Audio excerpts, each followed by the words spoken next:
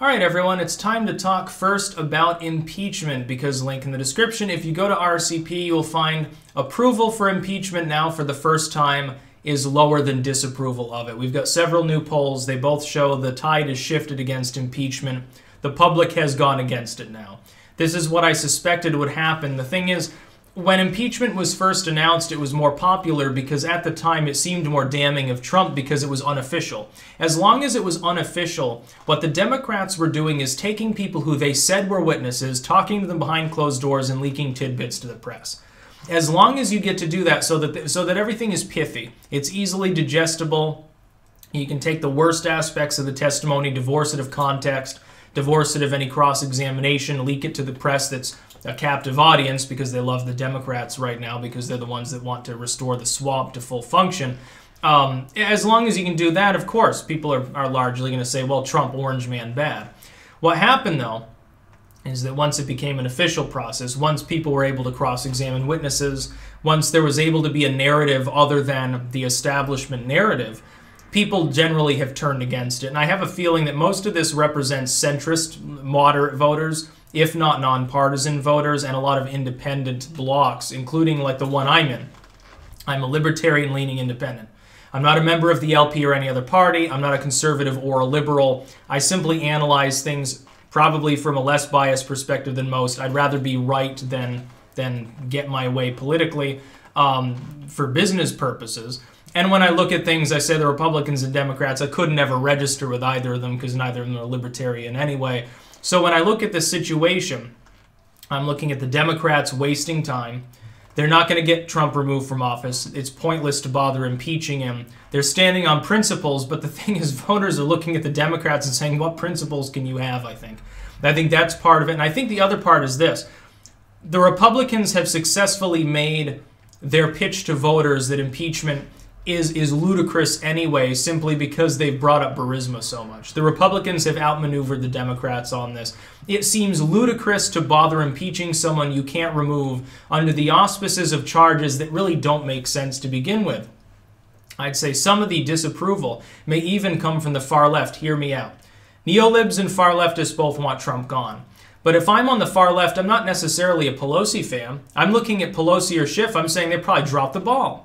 Indeed, that's what's being alluded to now. Graham's coming out crucifying him, saying, well, if you wanted to talk to Bolton, you should have tried to talk to Bolton during the House proceedings. What do you expect the Senate to do? And it's very, very funny. Now you're going to see approval for impeachment drop, I think, even further, because the Republicans are going to take it, run with it for a week or so in the Senate, drive it into the ground even further. What you've got now is an important marker, though. Not only is approval for impeachment lower than disapproval thereof. That's important. It means that more than half of the population does not want Trump impeached. The real marker, though, is that that number is considerably higher than his approval. His approval is at 44. Disapproval of impeachment's at 49–50%. So what happens to that very large segment of voters? Your time 4 or 5 points is a considerable proportion of the politically aware electorate. You're pissing them off by impeaching Trump. At that point, at least some of them, because they're obviously, they don't approve of Trump. They're not Trump voters. They're not Trump fans. Some of them, though, I think will be. They will punish the Democrats for wasting time or appearing partisan or whatever. The reason that they don't like impeachment, they'll use as an excuse to vote for Trump. It won't be all of them. It probably won't even be a majority of them, but it'll be some of them. In an election that is likely to be close in at least a few states, that could tip the election. The Democrats literally are hanging themselves right now with regards to states like Michigan. These states that have seen a lopsided economic recovery are naturally going to be Trump territory anyway. He's going to out-campaign, outraise, and outspend whoever the Democrat is in places like Michigan and Pennsylvania, going in with an incumbent advantage and a good economy. And that's the other part. We've got to understand that in a situation where the Democrats look like they're being lackadaisical, that it's not taking things seriously, they don't really have a platform, people are going to default to voting based at least partly on the economy. They're going to say, look, I'm making more money, I'm paying less taxes. I don't understand what the Democrats are talking about. When they bring up the orange man bad doom and gloom, it doesn't make sense to some people. I'm part of that group too. I paid less in taxes year over year than I would have under Obama's tax plan. Trump has even discussed additional tax relief for middle class and entrepreneur Americans. That would disproportionately give me more of my money back. Of course I'm on board with that. The Democrats could counter this If they had a platform, if the Democrats want me to vote for them, they need to convince me there's a reason for me to do so. There's no reason in the world for me to say, well, the Democrats think I should feel bad about my life if I don't vote for them because Orange Man bad, or climate change, or Greta Thunberg, or any of these other things. I don't fucking care. And they need to understand that most voters don't fucking care about this feel-good crap that they've been peddling. You can get Silicon Valley and the corporate media to browbeat people all day. When they're in the privacy of the voting booth, they don't give a fucking shit about your smiley faces. They care about their wallet and the well-being of their children and their communities and the country. And that's pretty much it. The Democrats have deluded themselves into thinking that everyone is as self-righteously progressive as they are. Progress as though it can be measured anyway. There's no progress being offered by the Democrats.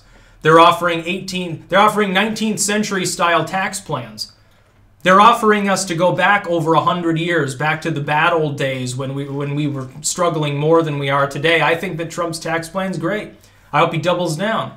Trump's foreign policy is great. I don't care if foreign leaders raise their eyebrows at Trump. It does not matter to me what their judgment is. They're not voting constituents. They don't represent the U.S. They represent their countries. I don't fucking care.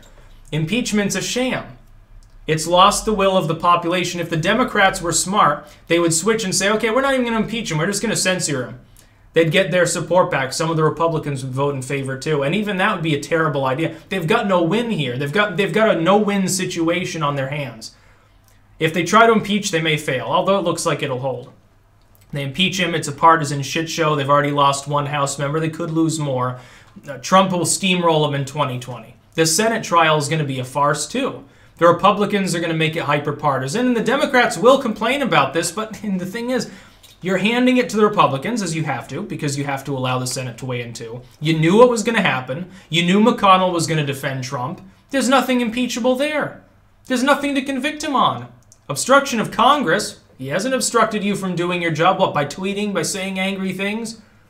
Oh, really what it amounts to is that he obstructed Congress by using his executive authority that Democrats gave to previous executives and had no problem with when it was Obama or W. They had no fucking problem as long as it was Clinton or Herbert Walker or Reagan. No problem back then. It's only a problem now, giving them executive privilege to shield people that are under executive purview from having to testify. The only other option, drag him before Congress in chains, which they have wisely chosen not to do. I'm surprised that some of the Democrats didn't say that they should. Impeachment's suicidal for the Democratic Party. As the polls now show, and these, keep in mind, some people are like, well, my cooked polls. Okay, well, they're skewed in favor of the left. Okay, well, then impeachment's real unpopular then. I'm not surprised. Approval for impeachment is considerably lower than disapproval for Trump. There is a significant block of the electorate that does not like the job Trump is doing, but still does not want him removed from office. It is a considerable multi-million people block of the electorate. The Democrats don't care to win those votes. They don't care if tens of thousands of Michiganers or people from Pennsylvania say fuck it and vote for Trump out of principle, out of spite at the Democratic Party. And when they check their wallet, when they check their bank account, they're likely to vote for him anyway. Again, in the privacy of the ballot box, his approval will matter a little bit less, but I guarantee after impeachment, his approval will rise. It's pretty much a guarantee. He'll probably hit 46, 47. He'll be above where Obama was at this point in his same career. It'll begin to shut up a few of those corporate media talking heads, I guarantee. That's about all. Peace out.